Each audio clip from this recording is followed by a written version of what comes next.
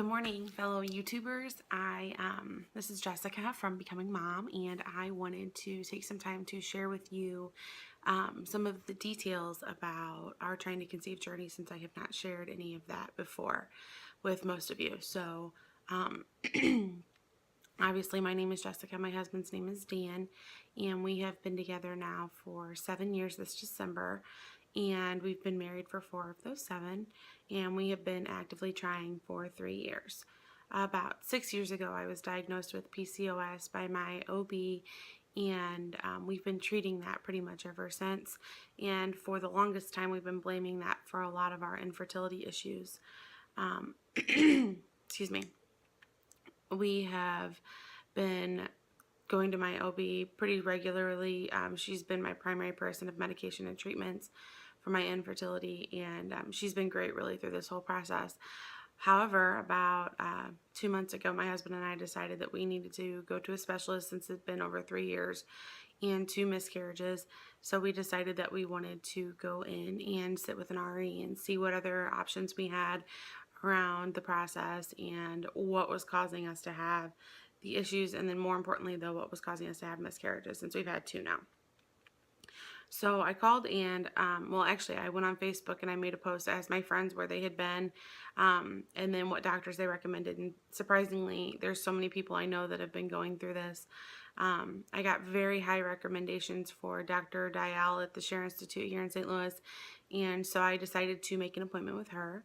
My initial appointment was supposed to be about a month and a half out, but they called me and they were actually able to get me in that next week. So as many of you know, working and doing RE treatments is very difficult. So that kind of pushed up the urgency for me to have that conversation with my boss around my medical treatments and how much work I would be missing. So I went in after one of my meetings and asked my boss if I could talk with him and see what his thoughts were on me going through these treatments. Some of you know that I used to work for a different bank prior to working where I work now, and the manager that I worked for at that bank was, I don't want to say a stickler, but she was very difficult if I missed work. And so if I didn't have like a doctor's note for something, I would have gotten, I don't want to say in trouble, but I would have had words if I was gone for the amount of time that I would need to for these treatments. So honestly, I just never even explored it.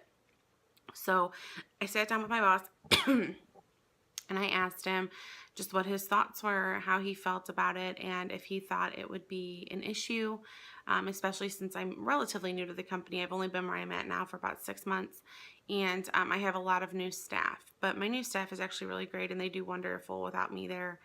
And my boss didn't bat an eye. He was like, absolutely, do whatever you need to do. It's not what I expected, but it was definitely an awesome response. So I went ahead and took the appointment that they gave me for that upcoming Thursday. And I sat down with my team. Since I'm the manager, I had to sit down with them and let them know what was going on.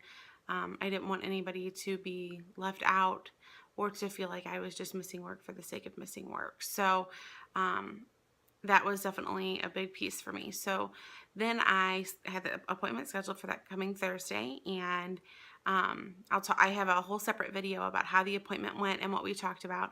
But basically, I fell in love with this doctor. She was phenomenal.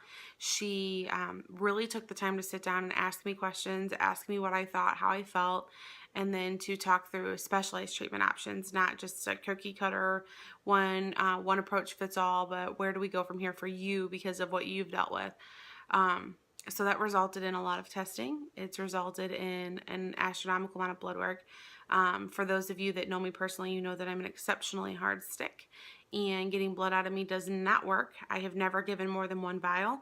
Well, this doctor called for an order of 24 vials. After 2.5 hours at LabCorp, I was able to finally give the vials that they needed. I had some great phlebotomists there that were able to find some good veins and get the blood that was needed. So in those tests, she was checking for everything from my AMH levels, my blood clotting disorders, my thyroid, since my thyroid's never been checked, pretty much anything and everything you could think of related to trying to conceive and the health of your reproductive system she was checking for. So that was nice because I've never been tested for 90% of this. She also told me in that first visit that she is not confident that I have PCOS, which was kind of nice, but at the same time, it was also what I've been using to blame this on for so long that I almost didn't want to take that comfort blanket away of what the problem was. So you'll also see in my other video, my first update, the details on how that PCOS diagnosis went and how that went. So then we started with the blood work. We did a fluid ultrasound. Everything looked great. And then we did the natural killer cells test. So of the blood work that's come back so far, everything's been normal. Not all of my blood work is back yet. We're still waiting on some of it. Today's actually Black Friday, and the rest of it should be in Monday. So hopefully I will know more about that on Monday.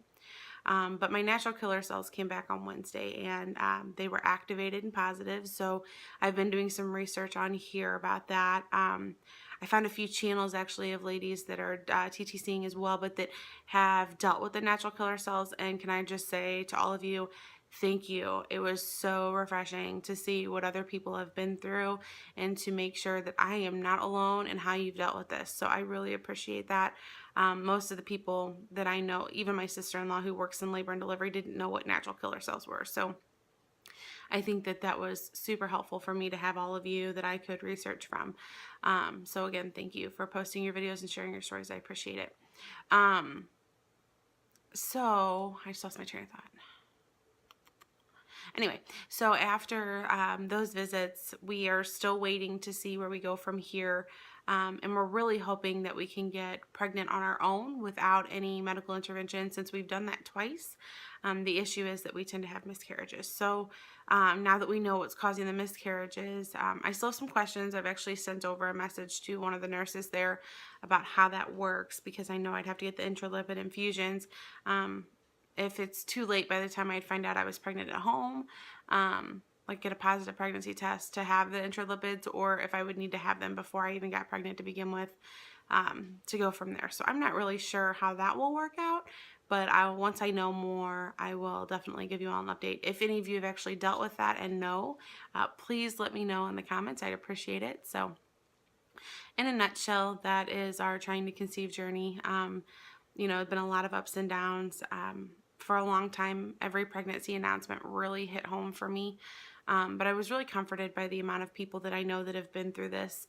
I have some great friends that are that have gone through adoption because of infertility, and one that's actually in the process now. And just seeing how their family grows and how they've dealt with this process has been really, really inspiring to me. And then happening to stumble across YouTube when I Googled IVF, I actually found a high school friends channel, and that was so informational. And watching her journey almost felt like we were back in high school and I knew everything about her. It was really nice. And she actually has helped me so much in this whole process by connecting me with other women that have been in that spot in their life, and then adding me to some groups on Facebook of women that have been dealing with that as well. So for those of you that are interested, I do have a Facebook page that I use for documenting my journey. That way I don't make people who don't want to see it uncomfortable on Facebook. So you can go to facebook.com/becomingmomjb, or I'll put the link in the description if you'd like to check it out as well. If you guys want me to keep making videos, give me a like, share, or a subscribe, and I will definitely continue to do that so that I can continue to share my journey with others and hopefully be as inspiring as some of the women that I saw. I hope you all had a wonderful Thanksgiving. My mom is here now, and we are off to go do some shopping, so I'll talk to you all soon.